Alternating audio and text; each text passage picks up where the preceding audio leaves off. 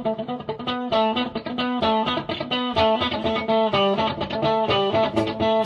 going on, everybody? I'm North from PhoneDog.com, and here's your first look review at the new T-Mobile Curve 8900 from BlackBerry. The Curve 2, as some people are calling it, although officially T-Mobile is just calling it the BlackBerry Curve 8900. The newest BlackBerry on T-Mobile. They say it's the thinnest full QWERTY BlackBerry out there, and it's been available. The 8900 has been available through other carriers and unbranded and stuff, not in the U.S. This is the first U.S. launch of it on T-Mobile. As of right now, Tuesday, January 27th, really Wednesday, January 28th, when you see this, it's still listed as coming soon on the T-Mobile website, not officially available. But we got one ahead of time, and apparently some folks have had success getting one from T-Mobile as business customers. It'll be $199.99 on contract. And, two things about this phone. One, there's no 3G. It's quad band GSM Edge with Wi-Fi, but no 3G. Second thing is, if you can live with that, it's a great device, I think. The Bold was really the first BlackBerry that really won me over from the standpoint of being a consumer.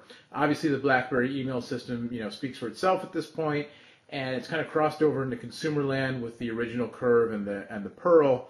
But the new generation of BlackBerry is even more consumer friendly. The physical styling, the new OS, all that stuff. The Bold, it's a little bit bigger, a little bit less pocketable, but you get the 3G.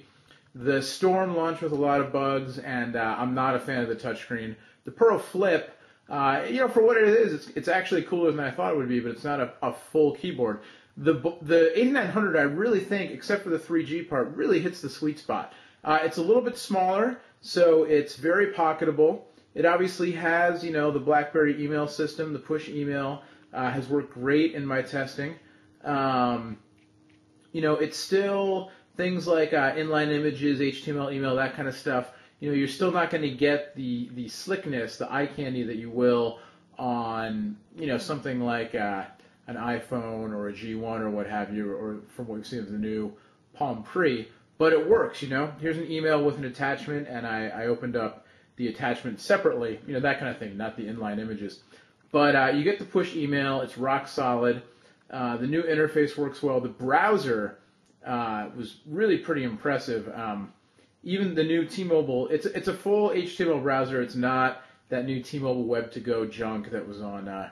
I'm sorry. I like T-Mobile, but I was really disappointed by the Web2Go when I saw it running on the Samsung Behold, which promised, the full web experience, whatever.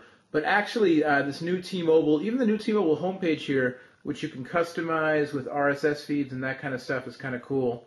But the browser is zippy. The phone has a 512 megahertz processor, which helps a lot when it comes to rendering pages and switching applications and all that stuff. I haven't had any problems with it so far in terms of crashing or noticeable hiccups or bugs. I'm going to load up the PhoneDog page here so you can see we did this in the unboxing video also. But it renders pages really well. The new browser looks great. This is over Wi-Fi. It is UMA compatible with T-Mobile Hotspot at home calling, so you can switch from cellular to Wi-Fi calls. Better reception, save money as well. We'll get you a little more on the browser there. Looks really good. Renders JavaScript pretty well. There's one little, you can see if you look up on the tabs on the top, a few little glitches, but nothing really to worry about. Here, we'll switch to the overhead view now so you can see a little bit better. We'll zoom in, use the trackball to scroll around, click to zoom in. Works, just displays pages as they should be. It's on par with the Bold and the Storm in terms of the browser. Big step up from the previous generation BlackBerries for your web experience. But like we were saying, the call quality, the UMA calling is great, but the regular call quality, I've been using it around the San Francisco Bay Area, the East Bay, mostly the past few days. Call quality has been great. Haven't had any problems, really solid, very clear call sounds. I've called, individual people I've called into conference calls. It's just performed really well.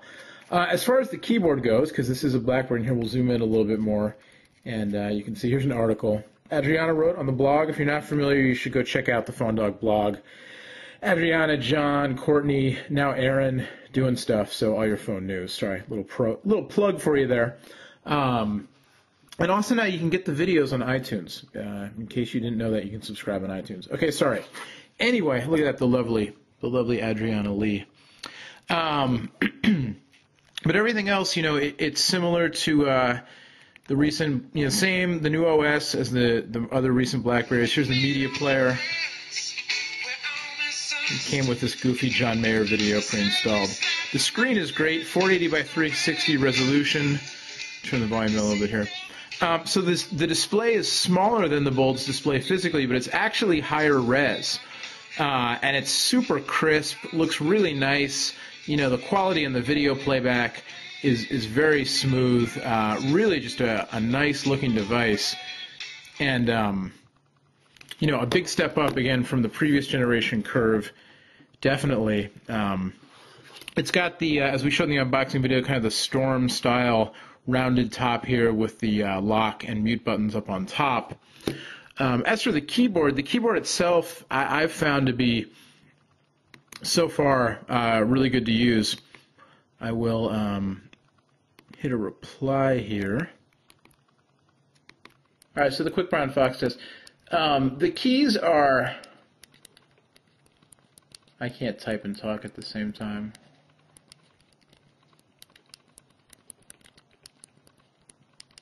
Yeah, the keyboard's good. It's a little bit firmer than the Bold. It's not the Bold style where it was the square keys that butt up right against each other. It's more like the older style BlackBerry keyboards, but a little more kind of plasticky and chiclety. But it works quite well. I might prefer the Bold. I think I would make the trade personally, having the smaller form factor of the Curve, even though I like the Bold keyboard a little bit more because it's a little bit bigger, a little bit... It's squishier feeling, which isn't, I don't think necessarily better, just different feeling. Just the keys are bigger, which I kind of like. But this is totally fine. I got used to it pretty quickly. I don't think any BlackBerry user is going to have a big problem with it. Whether or not it's your favorite BlackBerry keyboard ever is up to you to decide, but I don't think there's really anything to complain about here. Works well. It's, positive response from the keys, solid clicks. And, haven't had any issues with it at all. 3.5mm headphone jack on the side. 3.2 megapixel camera, autofocus, flash, video capture. Works pretty well. It's a cell phone camera. It's not a real camera, so it's not, don't get your hopes too high up. But for a BlackBerry, on par, I think, with the Storm. Again, better than the last generation BlackBerries.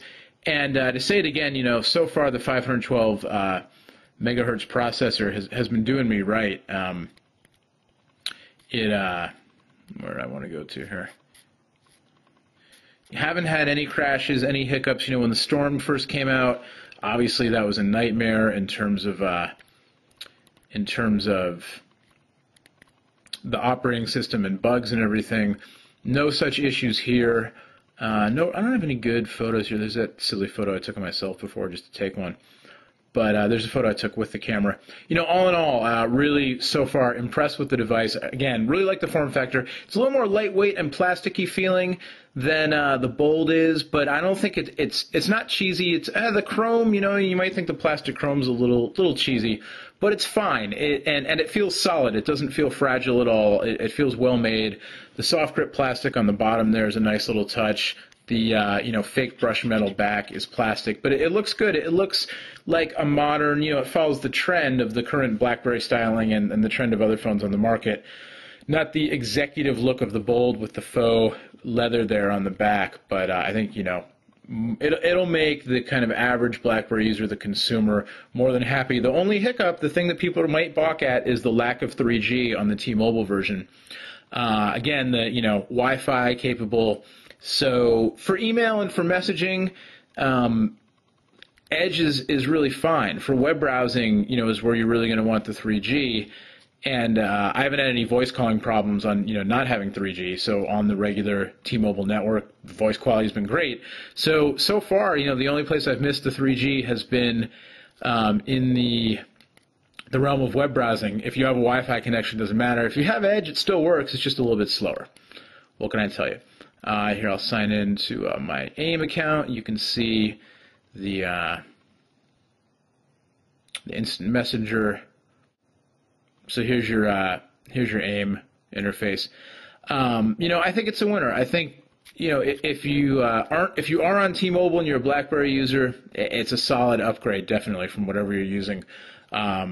If you're looking for a new BlackBerry, if you don't mind the lack of 3G, I would take it over the Bold because it's much more pocketable, but the Bold is definitely a solid device. We should see versions of this coming probably to AT&T next, and then some variant of this type of device coming to Sprint and Verizon a little later in the spring. But there you go. First look. We'll have obviously a lot more on this phone on PhoneDog.com in the very near future. But it's the T-Mobile BlackBerry 8900 Curve, the Curve 2, used to be codenamed Javelin, whatever. It's the Curve officially, 8900, $199.99 on contract. Not yet available on the T-Mobile website. Apparently you can get it through business channels if you're lucky. But we've got it for you. So whatever you want to know, head over to the PhoneDog forums, hit us up with your request, and we'll be doing a lot more with this device in the near future. But so far, big thumbs up for me. I'm really enjoying it, and if you don't mind missing, I'll say it again. If 3G isn't an issue, definitely worth a look, and perhaps just plunking the credit card down if you're in the market for new BlackBerry. All right, so much more later. Till next time, I'm Noah from PhoneDog. Thanks for watching. We'll see you. Bye-bye.